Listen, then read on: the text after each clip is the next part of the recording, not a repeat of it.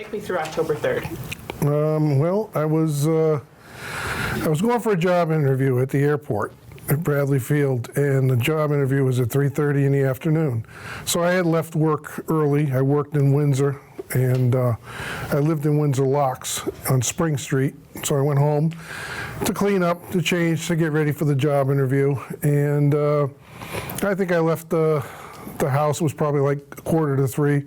I'll give myself some time to get up the street and get parking, find where I needed to be. So, be a job interview, you want to be there early, you don't want to be there late. And it was raining. It started raining when I was driving up the street from my apartment. And it was raining pretty good, and it was lightning. Lightning storm.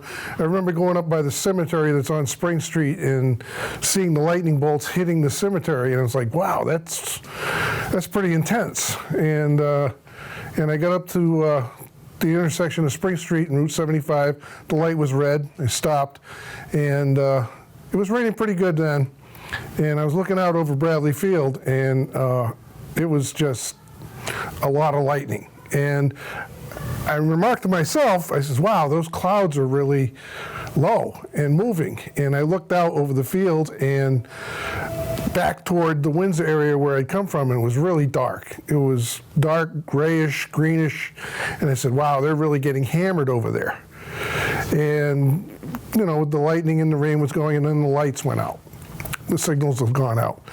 And I said, okay, so I got to get to the airport. Look, cleared my way, got onto Route 75, and started headed down Route 75.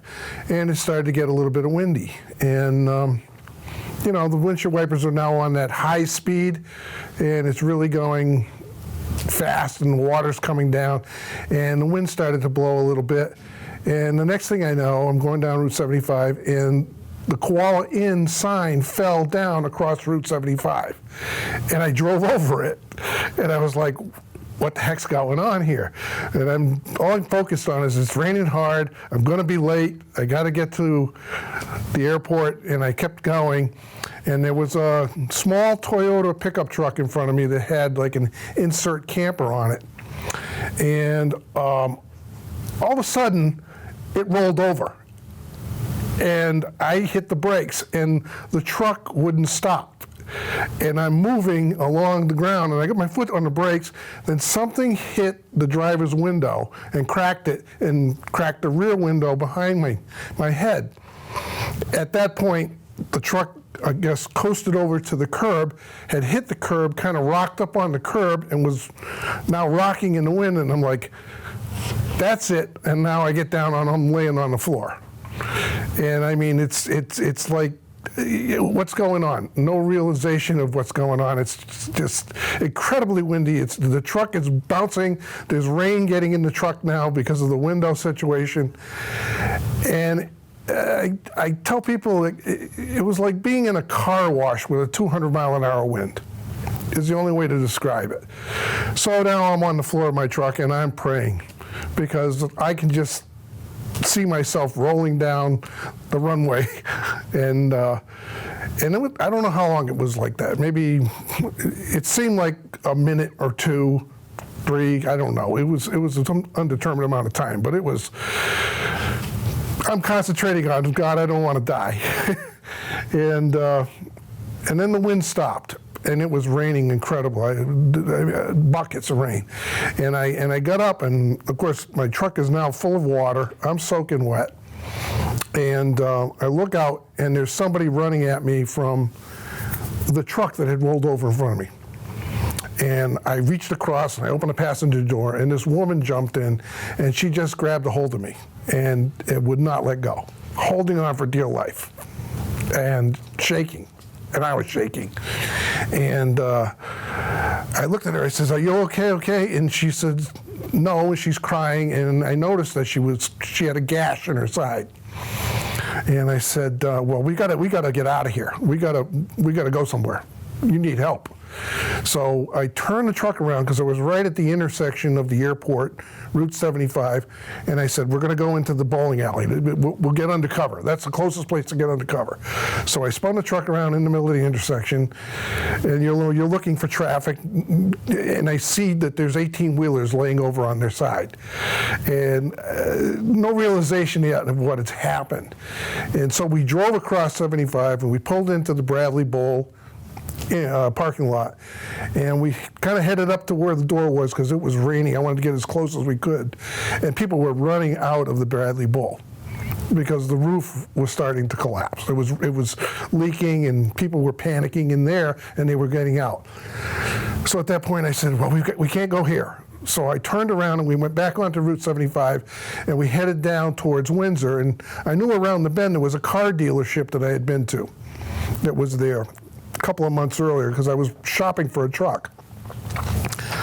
So I went there, and when we got to that point, it was gone.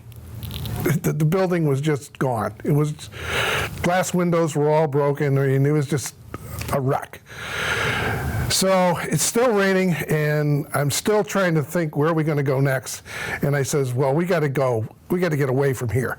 And I turned around again, and I went back up the road, and took my first right, and just headed down the road. Didn't really quite know where I was at that point. I mean, I kind of knew where I was, but I just needed to get away.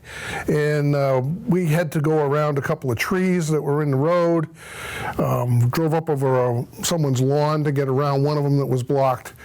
And that's Halfway House Road, and we went down Halfway House Road, and I knew that there was a school down there, or a building like a school. I think it's the Housing Authority now. So we went down to Southwest Ave and turned right and pulled up into the school. Well, by the time we'd gotten there, everything was normal. Like, there was no damage. So we pulled up to the door, and I banged on the door of the school, and there were no cars in the parking lot, very few cars. And I'm thinking, there's got to be a nurse here. There's got to be somebody that could take care of her, injury, and we could talk to. And the door opened up, and I think it was a maintenance man that was there. And I'm standing there at the door, and she's standing there at the door, and I'm saying, we need help. We need help. I think we were just in a tornado. And he's looking at me like I've got two heads. And of course, we're both soaking wet. She's hurt, and I says, "Is there a nurse here? Is there, can we get some first aid here?" And he goes, "No, there's nobody here but me." And I says, "Okay, well, she's hurt." I says, "Where can we go?" And he says, "Why don't you take her to the police station?"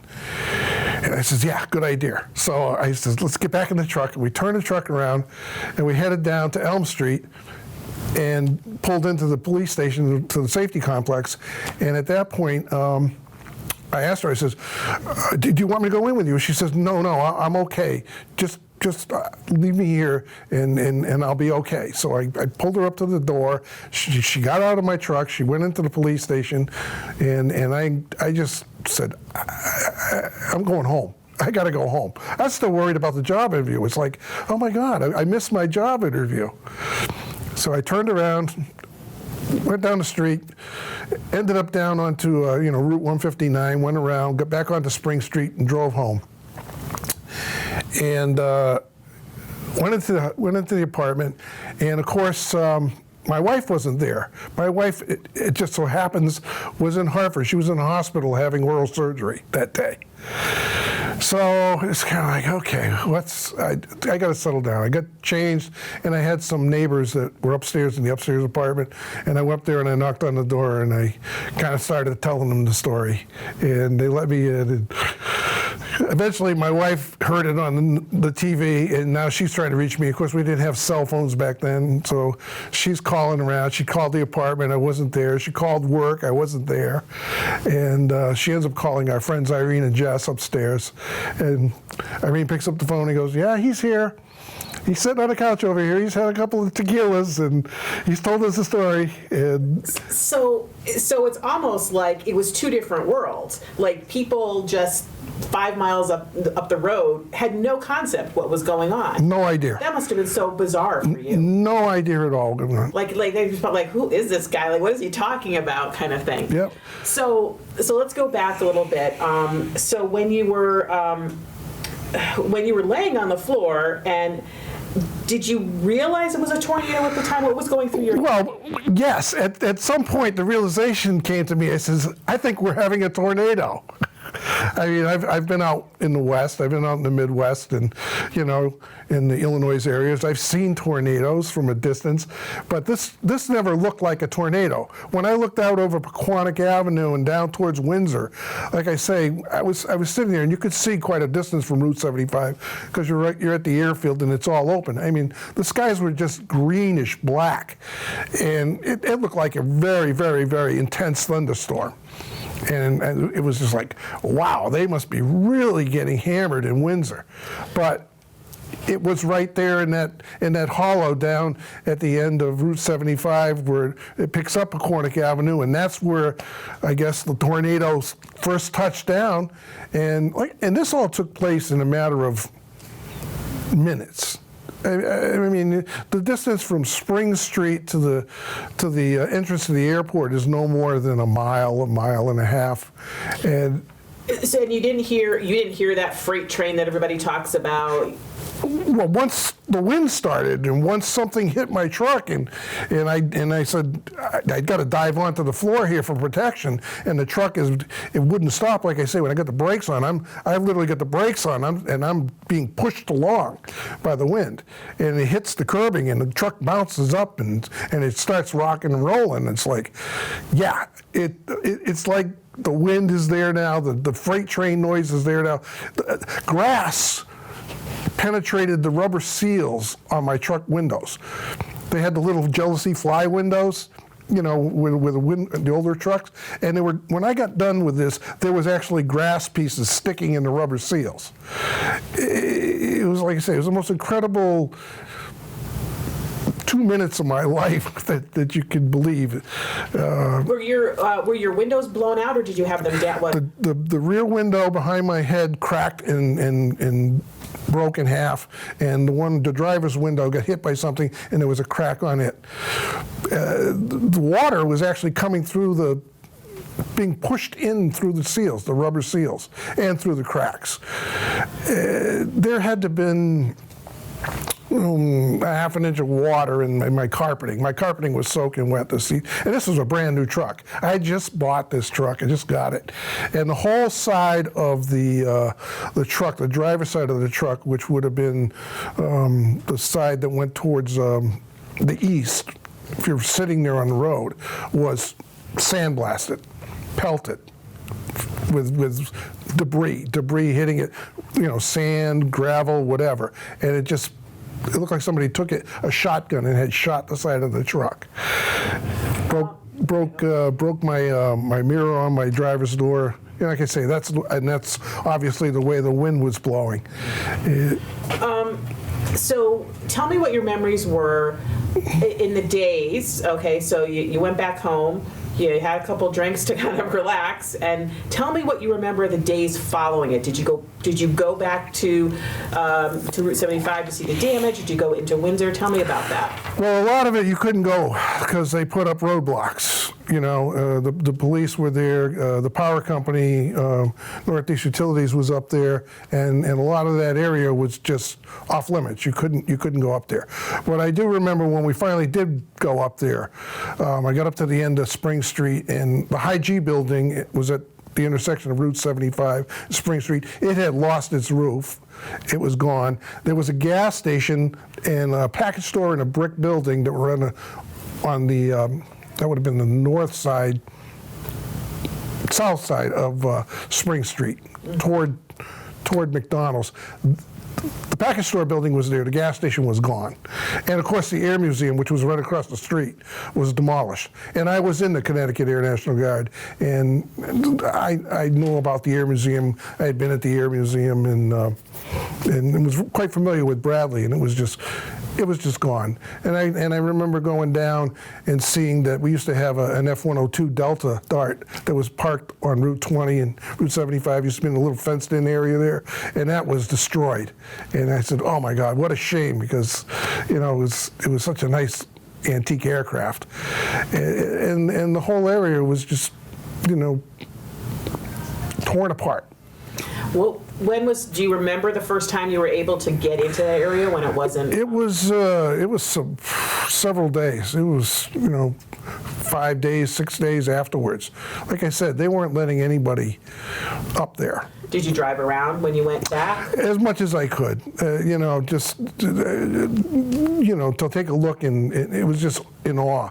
And then, of course, realizing that I had not realized that a lot of damage to the households, the people that lived further down Route 75 toward the Pequannock area, had taken place, and you couldn't go down there. They weren't letting anyone down there. Yeah, right prior to you coming in, we just interviewed two guys who lived in that area at the time they were 13, and they were talking about their experience of their neighborhood, which is tremendous. And I know just down the road from where I was, and down from where that car dealership used to be, it's now Bear Smokehouse, but that was a bank, I believe, at the time, and there was a hardware store there, and I think someone perished there in a pickup truck. That something came through the truck and hit him in the head, and that was one of the fatalities. It was right there, which is pretty sobering, figuring that you were only, a few hundred yards away from there at one point in this event. Wait, I'm trying to place where explain to me where the car dealership was. I can't place that in my head. It's not there anymore. Yeah. So it was going to kind of like where the parking place is. The VIP parking is now. Oh, okay. And then that area right around the corner there. Okay, all right. There was a car dealer there. Okay. I think it was a Chrysler dealer too. I don't remember, but it was certainly one that I had gone to when I was in the process of looking to buy my truck. That's why I knew it was there. Yeah. Do you remember anything about the? Did you watch the news afterwards? Were you just like, I don't even want to look at it, or were you just like, I need to know everything about what just happened? Well, I wanted to hear about it. I wanted to know what had happened. Like I said, the idea that there was this tornado in Connecticut, to me, I'm not from Connecticut. I'm from Massachusetts. I moved here after I got out of the service to go into the Connecticut National Guard. So I had only been living here in Connecticut for a little over a year. So I never thought that in this area of the country you would have a devastating tornado such as this, that this kind of an event could take place because of all the hills. Generally, I always associated tornadoes with flat areas, open areas, the Midwest, the plain states where, they'd touch ground and they'd roll across. That, it wasn't something that in Connecticut you would see. So you were in the Guard. Did you still have ties to the National Guard? Did you still have friends or buddies that were still in it? At the time? Yeah. I was. Yeah, I was. You were in it at I was the in time. the time, yes. Okay. So tell me from the National Guard point of view, were you involved in the cleanup? I wasn't, because I was in the Air National Guard, which was on the opposite side of the base of Bradley Field on the Granby side. The Army National Guard, which was all the helicopters, was on this side, and they got pretty banged up. They lost quite a few aircraft and some windows in their buildings and such. I did work, I'd say the Guard was on the other side, but I worked in the munitions area, and at that time, our storage facility, our working facility, was on Route 75. It was a little small brick building that we worked there. I do remember going back there with my wife's cousins to cut up wood to take to her aunt's house because there was just all of this wood, and being in the guard, it was like, hey, can we go and clean this up? And nobody was having any objections. Just get rid of it. The more you can do for us, the better. So we have had a lot of people that we've interviewed have said really great things about the guard. Overall, just feeling, especially the people in those neighborhoods, feeling safe. Do you?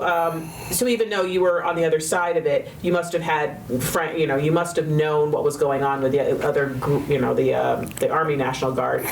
What kinds of things do you remember them doing? What was some of their tasks in helping?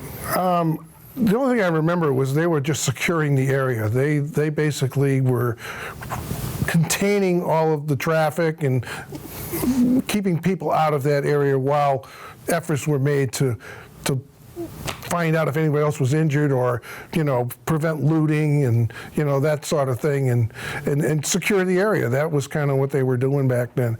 And like I said, of course you had no electricity up there because all the poles and the wires had been ripped down, so there was no lights. It was, nobody was able to live up there, or businesses couldn't function, and you were not allowed to go up there for quite some time. And I remember that's part of the problem is that, gee, I wish I would have been able to go up there and really take a good look around, especially where the Air Museum was, because everything was just scattered across Route 75. Everything was just demolished. But because of that, they've got a beautiful facility today that they probably would not have had it not been for that tornado. That's true. That's true. Any other memories in the days that followed? Being in Windsor Locks, or anything like stand out to you about the cleanup effort, or being everybody being on the news? Anything that just kind of sticks out to you? Not really. After it happened, it was kind of like, okay, life back to normal. Like I said, I didn't make my job interview. I never did go back and find out if the position got full or anything. I was kind of like, okay, maybe that was a bad omen. Went back to work and said that's what you get for taking off work early. And so I'm asking everybody this. I try to ask everybody this. Do you, when you see weather now, get nervous? Tell me a little bit about that. Very, very. I have a very, very, very deep respect for bad weather. I've had a couple of incidences since then in thunderstorms where we had a children's party. My kids were having a birthday party out in the backyard, and it was one of those sultry days where it's oppressively humid, and they're predicting bad weather, but you got all of these kids, and we had a pretty bad thunderstorm come through, and I said, okay, everybody in the house, in the basement, it got to that point. In fact, we had a lightning strike. It actually damaged my pool and blew up a transformer on the corner of my property, but I have a deep respect for that. When I look up there and I see that color in the sky and that dark, low cloud cover, I'm not afraid to say, we need to go get someplace and ride this out, because it's an experience that I don't think I ever want to repeat. I remember being up in New Hampshire with my wife on a holiday weekend when the tornado went across the Connecticut River up in Springfield and ripped through there. And I was watching it on TV, watching the news reports, and I'm just saying, like, wow, I remember that. I remember what that's like. And everything's fine 1 second, and the next second it's not. It's just devastating. And then again, we came back from that, and you could see where that path had gone through. There was a section of Route 84 when we were coming back down from Worcester, and where it had just gone across at the border where Massachusetts and Connecticut is, where that tornado had just gone across and ripped all the trees. And I mean ripped the trees. The trees are twisted. They're not knocked over. They're torn in half. Everything is splaled across. And I've seen that a lot in my career now because I work for the utilities. So we've gone to several areas where microbursts have occurred, tornadoes. I was out in Ridgefield just last year when the tornadoes came through, and we were in areas around Ridgefield where you were driving down streets and there wasn't a pole or a tree standing. It was just incredible. And again, that's a very small, contained area, and you get outside of that area and everything is normal again. And that's the tornado, the world, I guess. It's incredible. Like I said, when I drove up to that school and I talked to that maintenance person, he looked at me like, what's wrong with you? I can just imagine what was going through his mind, because again, there was no World Wide Web then. We didn't have flash traffic. You know, the reporting was done later on when they get the camera crews and stuff there. But knowing that was happening right then and there, people just weren't aware that it had happened. And again, a tornado in Connecticut? Are you kidding me? Right. It was a very, very surreal kind of thing. I guess one last question, and there may not be an answer to this or not, but besides the fact that you're very respectful of weather now, do you think going through that experience changed you at all personally? Maybe the way you looked at things, maybe the way you thought about your family? I mean, was there any emotional, anything like that? Well, I mean... That's okay if not. I mean... I don't see how you can go through something like that and it doesn't change you. You know, be careful of where you're going. You know, always look for some place to be safe. It's hard to describe. Expect the unexpected. You know, if something's going to go wrong, you know, you have to be ready for it. I carry first aid kits in my cars now. I carry blankets in my cars. You have to have things because you never know what's going to happen, and you need to be prepared. Like I said, nobody that day expected that this was going to happen, and people lost their lives, property was all destroyed, and thank God this woman that got hurt, she wasn't severely hurt, but had she been, you know, what was she going to go for help? Her truck was rolled over in the street and abandoned because, like I said, we didn't have a realization of what had happened at that time. Yeah, that's a really good point that actually nobody's brought up before. That since the incident, you are now prepared. So maybe that gives you a sense of safety as much as you can in this day and age. You know. I think it does. Yeah. No, that's a really good point. Anything we didn't hit upon? Anything about that day that we didn't talk about that you want to make sure people know, or did we hit everything?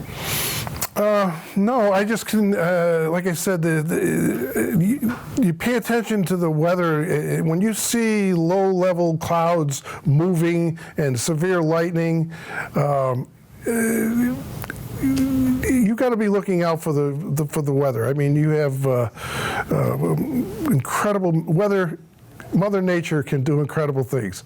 If the rain, like I said, I know I drove through one part of a street that was flooded, and you know how they tell you don't go through running water, but it was like, what are you going to do? I went through it. Things like that just happen incredibly fast, and you just got to have respect for it, you know. Well, it's a good thing, It's funny you're talking about the clouds, because nobody had brought that up before except the guys that we just interviewed right before you.